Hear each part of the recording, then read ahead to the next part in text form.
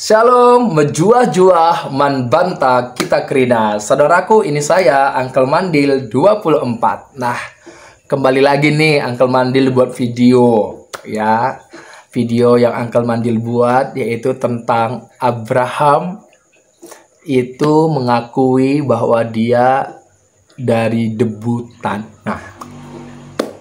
Nah, sekarang saya juga mau memotivasi, menghimbau. Karena kan yang mendengarkan video aku ini tidak hanya orang Kristen yang pengikut Kristus Yesus ya, tetapi ada juga saudara-saudaraku yang lain seperti Muslim, Hindu, Buddha, Konghucu, apalagi ya. Pokoknya agama yang disahkan, yang diakui oleh bangsa kita ya, Indonesia. Dan kita bangga ada di negara yang besar, Indonesia. Amin. Nah, saudara, pasti yang mendengarkan ini kan dari berbagai agama, ya kan? Nah, jadi saya memotivasi nih, menghimbau. Saudara kan punya kitab suci masing-masing, ya enggak? Baik itu Hindu, Buddha, Konghucu, ya apalagi? Kan punya kitab suci masing-masing. Dan juga saudaraku yang beragama Muslim, ya beragama Islam, kan punya nih kitab sucinya seperti Al-Quran, ya kan, yang dianut, yang dimiliki, ya. Dan saudara punya kitab suci itu, gitu dia. Jadi saudara bisalah membahas dan membuat videonya yang berkaitan dengan topik yang saya buat, ataupun topik apapun lah, terserah saudara ya. Yang penting itu berdasarkan agama saudara, kemudian kepercayaan yang dianut oleh agama saudara, dan itu punya dalilnya di kitab suci saudara ya. Jangan dibuat yang nggak ada dalilnya ya, yang ada dalilnya saja dibuat, oke? Kemudian yang saya bahas hari ini itu tentang ternyata Abraham itu mengakui bahwa dia juga adalah seorang manusia dan manusia yang berasal dari debu tanah, gitu dia. Yuk kita bahas, karena saya adalah pengikut Tuhan Yesus Kristus, penganut Kristen ya. Kalau saya sekali Tuhan Yesus Kristus, tetap Tuhan Yesus Kristus ya. Dan di sini saya mau menjelaskan dalam perspektif iman Kristen saya ya, mengenai apa yang dikatakan bahwa Abraham itu ternyata mengakui bahwa dia dari debu ya. Coba kita buka, ada dalilnya, ada ayat Alkitabnya ya. Ayat Alkitab, saya pakai Alkitab karena ini adalah kitab suci saya ya. Dan saya tidak menggunakan kitab suci manapun karena saya beragama Kristen, penganut Tuhan Yesus Kristus, pengikut Tuhan Yesus Kristus, dan saya menggunakan Alkitab. Oke? Saya buka di dalam Kejadian pasal 18 ayat yang ke-27. Coba Kejadian 18 ayat yang ke-27. Di sini juga buat saudaraku khusus yang beragama Kristen, pengikut Tuhan Yesus Kristus, kita sama-sama belajar ya. Kita sama-sama belajar dalam Kejadian pasal 18 ayat 27 ya. Coba buka Alkitabnya, saudara. Jadi ini khusus buat agama Kristen, buat saudara-saudaraku yang penganut Kristen, pengikut Tuhan Yesus Kristus ya. Kejadian 18 ayat 27, saya akan bacakan ya. Abraham menyahut, sesungguhnya aku telah memberanikan diri berkata kepada Tuhan, walaupun aku debu dan abu. Nah, walaupun aku debu dan abu. Ya. Jadi Abraham bapak orang beriman, bapak orang percaya. Dalam Alkitab itu ditulis kata Abraham ya. Dalam teks asli Ibraninya Avraham. Dulu namanya Abram. Berubah menjadi Avraham. Yang ngubahnya dia bukan Abraham sendiri, tapi Tuhan yang memberikan nama baru kepada Abraham. Dulu namanya Abram. Tetapi setelah ada perjanjian yang Tuhan berikan, ada misi yang dikerjakan oleh Abraham, makanya namanya menjadi Avraham. Di dalam teks aslinya Avraham, dan di dalam bahasa Indonesianya Abraham. Ya. Jadi Avraham. Oke? Puji Tuhan. Dan di sini kita lihat dalam Kejadian pasal 28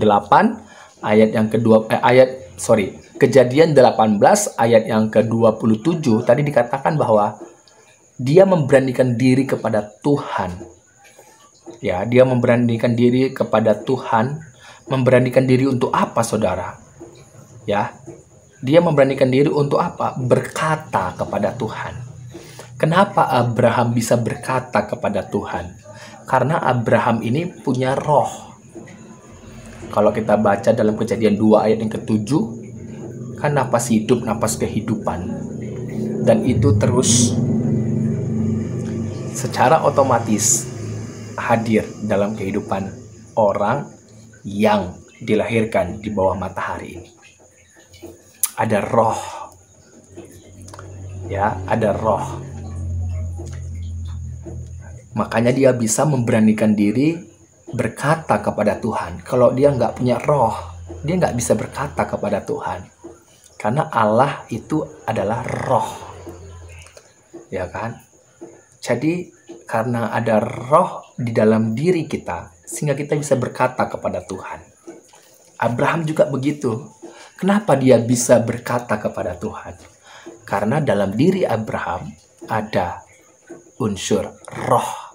Ada roh, nafas kehidupan yang Tuhan embuskan. Ya, binatang nggak bisa berkata kepada Tuhan, nggak bisa. Makanya hanya manusia dan malaikat saja yang bisa berkata, berkomunikasi kepada Tuhan. Lebih dari itu tidak. Dan Abraham berkata bahwa sesungguhnya aku telah memberanikan diri berkata kepada Tuhan, walaupun aku debu. Dia mengakui bahwa dia ini dari debu nih. Ya, Abraham melihat pada waktu menciptakan manusia pertama, membentuk manusia pertama yaitu Adam, itu dari debu, afar, adamah. Ya, debu tanah. Dan seorang wanita juga dibentuk dari tulang rusuk. Walaupun dari tulang rusuk, tetap tulang rusuk ini dasarnya adalah debu tanah tadi. Gitu dia. Makanya Abraham ini mengatakan, walaupun aku ini sebenarnya adalah debu tanah. Kalau dia mengatakan lebih detail lagi, debu dan abu. Ya, abu itu ya sama. Serpihan-serpihan, ya, kayak bubuk gitu dia. Debu. Jadi Adam mengakui bahwa dia punya roh dan dia juga berasal dari debu. Apanya yang dari debu? Fisiknya. Jadi fisiknya Abraham ini dari debu tanah. Gitu dia, oke? Puji Tuhan. Jadi inilah yang saya sampaikan khusus kepada saudara-saudaraku yang beragama Kristen, pengikut Tuhan Yesus Kristus. Ya, saya menggunakan Alkitab dan saya sudah tunjukkan di dalam Kejadian 2 18 ayat 27 bahwa Abraham punya roh, dia berkata kepada Tuhan dan dia juga memberanikan diri. Ya, memberanikan diri. Dia juga punya jiwa dan juga Abraham mengakui bahwa fisiknya juga dari debu. Ini yang saya sharekan, ya. Puji Tuhan. Sekarang kalau saudara yang mendengarkan ini ya di luar dari beragama Kristen, ya boleh aja saudara mendengarkan, tapi alangkah lebih baiknya saudara juga membuat video dari kitab suci saudara. berkaitan mengenai sekiranya ada nggak bahwa Abraham, ya pokoknya apa sajalah ya. Dan hari ini saya menjelaskan dalam kitab suci saya, Alkitab, bahwa Abraham punya roh, punya tubuh. Itu sebabnya dia bisa berkata kepada Tuhan oleh karena roh yang ada dalam hidupnya. Ya, saudara bisa menjelaskanlah dengan kitab suci saudara, ya, supaya umat-umat yang seagama dengan saudara bisa mendengar, melihat, dan bisa menjadi bermanfaat, berfaedah, ya. Dan kita bisa hidup mengasihi satu dengan yang lainnya. Tuhan berkati. Dari saya, Uncle Mandil.